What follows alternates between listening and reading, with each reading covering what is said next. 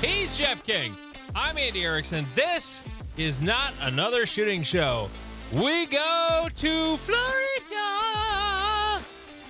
Where a Florida man by the name of Justin McCall, he was out of jail on bond. He allegedly stole a firearm from a vehicle and was trying to break into another vehicle. That's when he accidentally shot himself while breaking into another vehicle. A woman outside her home nearby heard him and said, heard him say he had been shot and then called the police. When police arrived, they found 28-year-old McCall with a gunshot wound in his leg, and he was taken to a hospital for treatment. Several video cameras at homes in the area captured McCall allegedly committing a series of car and residential burglaries. One homeowner said she discovered her car had been broken into and her purse was gone. She later said she saw McCall on a neighbor's surveillance video allegedly wearing her boots that had been in her garage. Hey, those boots are made for walking. Oh, Jesus. Anyway, he was out of jail on bond for 2 burglaries, and he was on a felony probation for a previous theft, or he was on felony probation for a previous theft of a firearm. A day after the shooting, he was arrested on charges of grand theft, burglary to a structure, car burglary, and felony violation of probation. Well done, Florida man. 13 felony convictions Good in job. the state of Florida since 2012. Florida man. I'm just glad when I was in Florida, I didn't run into Florida man. I'm going to say, if you see a man with a neck tattoo, avoid them. Yeah, he's got a neck tattoo. In the mugshot in the news story here from CBSNews.com, it was, yeah. I've met one dude that I would chill with a neck tattoo, and he's a tattoo artist, so that I feel like that kind of invalidates it. Yeah. But yeah, anyone you see at a bar with a neck tattoo, just give them Unless it's Post Malone. I would still give him a little space. No, I want to hang with Post Malone. I feel like he likes shooting. He's a shooter. He's a shooting kind of guy. I mean, I feel like weird shit would happen around him. Of course it would. He's a rock star. Right. And I don't like weird shit happening around me, even though I live a weird life. What the fuck are you talking about? What? I like controlled violence. Oh, yeah. No, you have weird stuff. I've heard about your friends that go looking for the craziest shit to possibly happen in the greater Omaha area late in the evening. Technically, they've gone international, but that's a whole other part. Okay. Well, this was something I stumbled upon while we've been recording our previous episode this evening. This is the Patreon episode, but there's another micro radar chronograph on the market. Did you know this? I did not. Athlon Optics has released the Rangecraft Velocity Pro Radar Chronograph. Now, here's the interesting thing about it, is the price. It looks just like my Garmin. Even the back display looks, it basically looks like whatever company in China made the Garmin one makes this one, because it looks almost exactly the same. Right. The buttons are in a little different places, but otherwise it looks almost exactly the same. MSRP is $472. On the street, the price is where did I find that? $350. I spent $600 on my Garmin. Now, granted, the Garmin is Garmin. Like, Garmin makes good shit. Athlon makes optics, and now they're making a chronograph. So,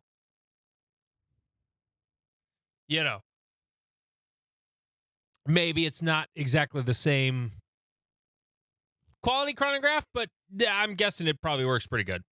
Right. And as long as it gets you within the area. It doesn't have to be 100% precise, because you run 2 chronographs side by side. They're not going to be identical. Like, chronograph at a match is 2 of them, and you take the highest one, and they're usually not identical. They're usually off a little bit, but no, I just thought that was interesting that because Lab Radar was the Doppler chronograph, and then Garmin came out with theirs, and it just totally fucked Lab Radar, because it's this little tiny thing that I have it in my range bag.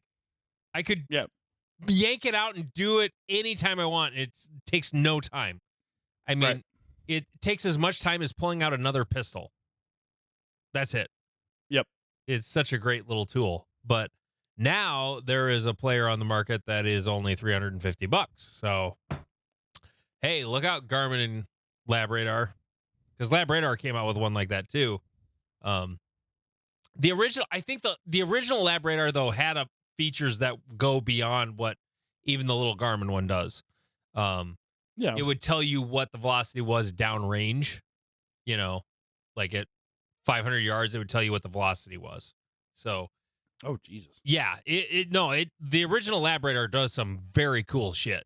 Right, but nothing that we need to make sure our 9mm bullets are making power factor, and we're not trying to cheat with our company sponsored ammunition that is quote unquote certified. What are you talking about? That's never happened. Not once. How did you know I got an email about certified ammunition reports in my USPSA email? And how a pro shooter for a certain company whose guns like to explode may or may not have shot 123 power factor at nationals with certified ammunition. What you talking about? I've never talked to anyone in the super squad. That was before I was an area director. I can talk about that. Yeah, that was before you were an area director. That honestly the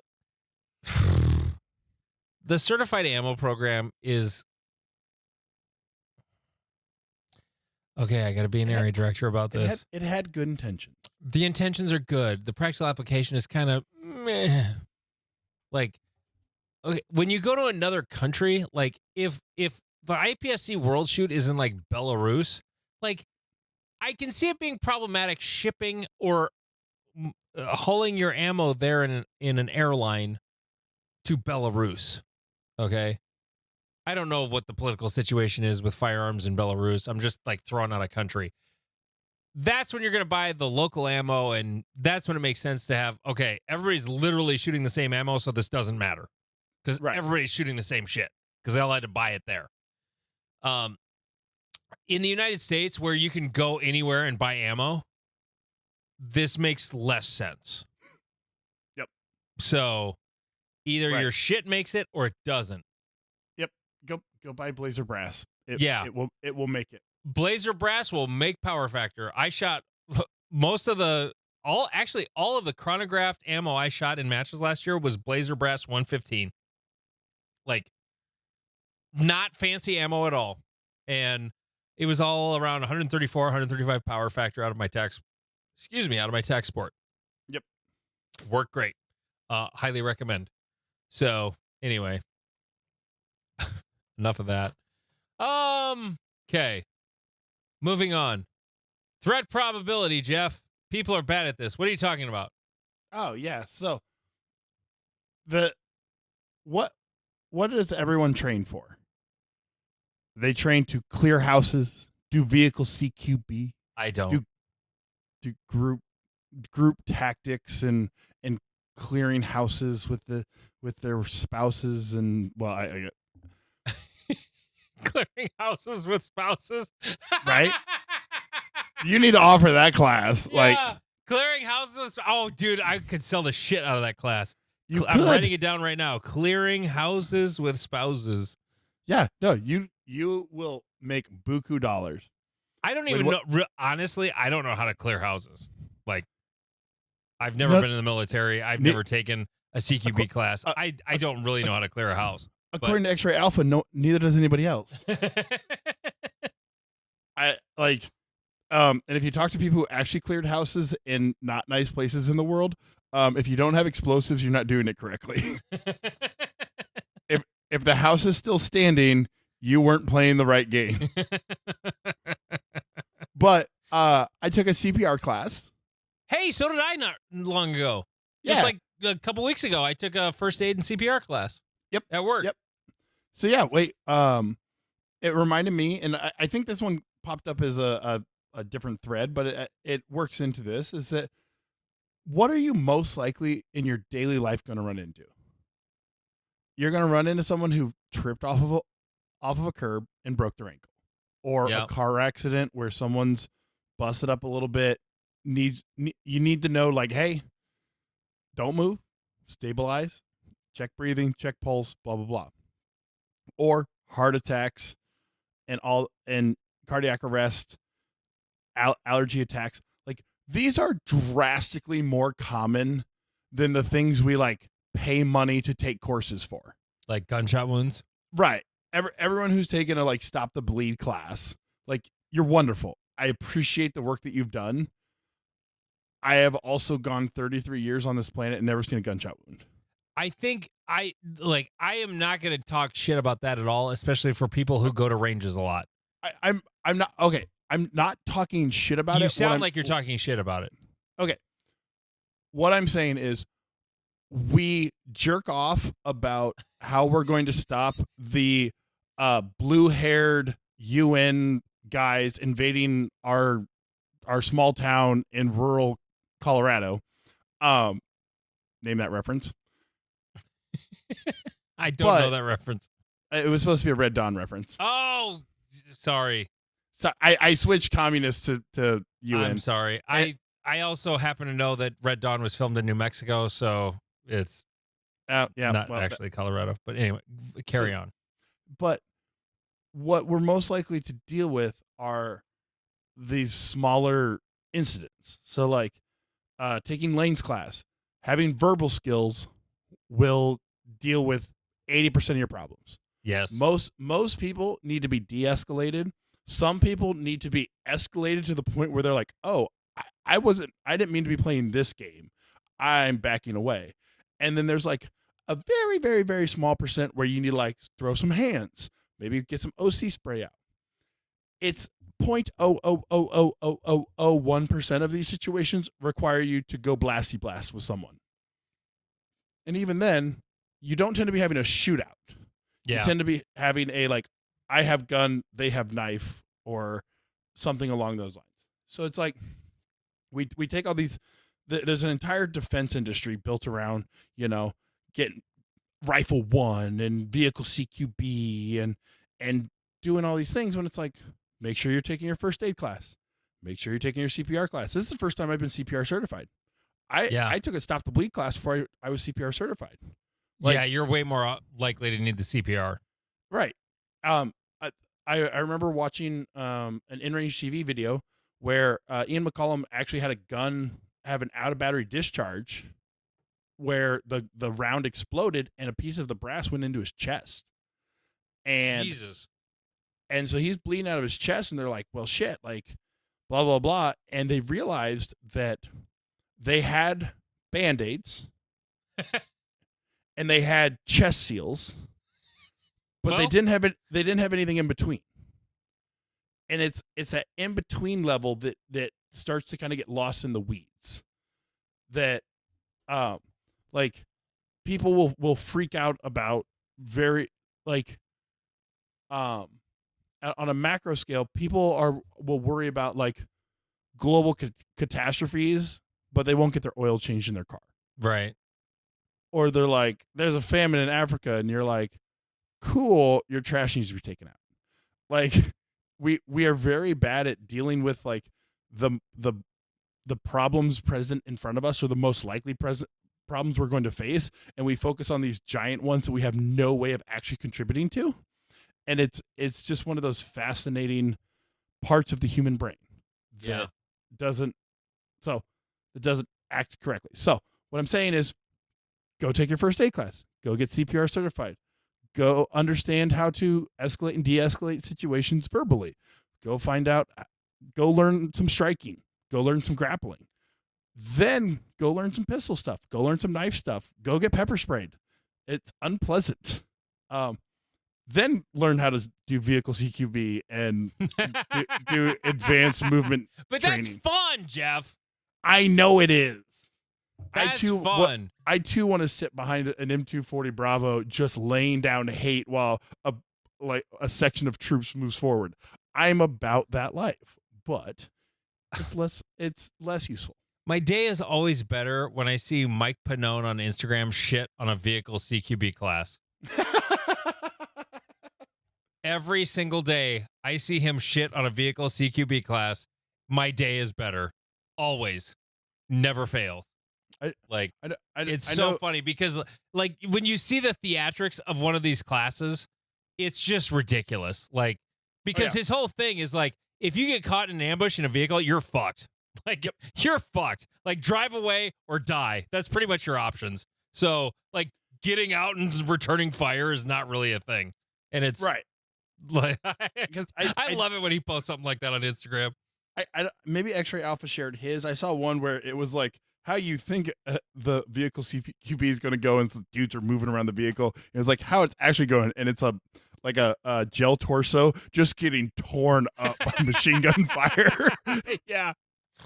No, I don't know anything about, like, every time I teach a class, I'm like, look, I've never been in the military. I've never been in law enforcement. I don't know anything about tactics. Okay. But I know if I'm getting shot at, hide behind something sturdy. Correct. That's an instinct most humans have.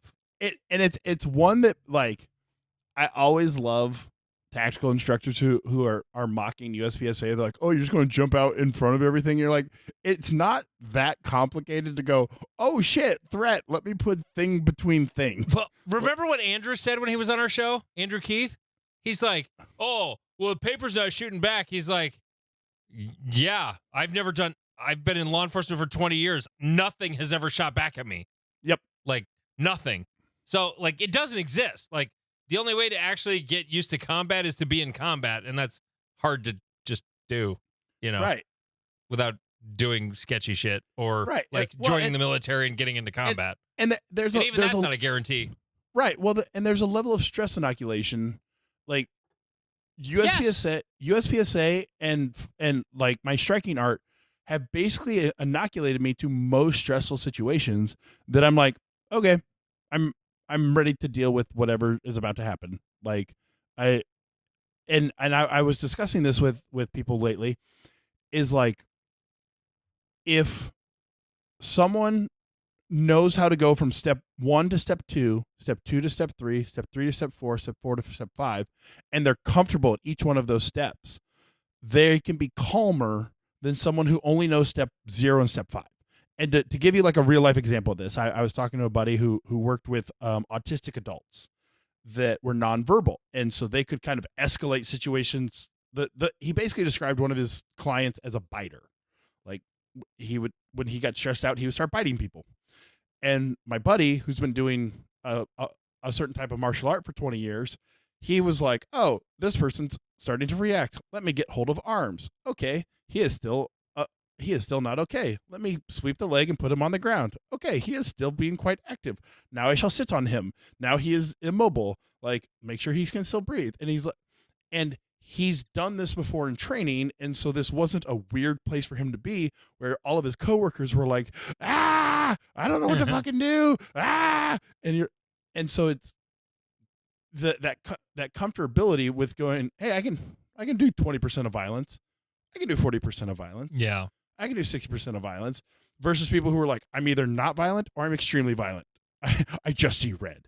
I just see red and I go crazy. Once I see red, like, everybody better watch out. And so it's good to get inoculated to stress, so that when you're in one of those situations, you're like, oh, this is happening. What energy can I put into the situation to do better? I have two good examples of it. One, I was at a bar fight developed, and I was like, oh shit, bar fight. And I was like, this is cool. And I'm like, I'm not getting involved. But the like group of like 10 dudes that were fighting, like, pinned this woman to the bar next to me. And I was like, that's not cool. And so I body checked the entire group of them out of the way, grabbed her and moved her off to the side. And then I was done with the situation. And a guy proceeded to lose an eye in that engagement, and I was glad I didn't get involved. Wow. Two things. One, that reminds me of an episode of Deadwood I just watched today, in season 3, where there's a fight between two guys, and one of them gets their eye plucked out. Mm-hmm. Yeah. It's fucking gross and awesome at the same time. Like, it's satisfying, and it's the most satisfying and disgusting scene I've ever seen in a movie or a television show ever. It's amazing. The other thing about stress inoculation, it's funny. My main stress inoculation was interviewing incredibly famous people in my radio career. Yeah. Like, it's the most nervous I've ever been in my life when I would Right. talk to famous people. I've talked about it before, and I don't want to get douchey about it again.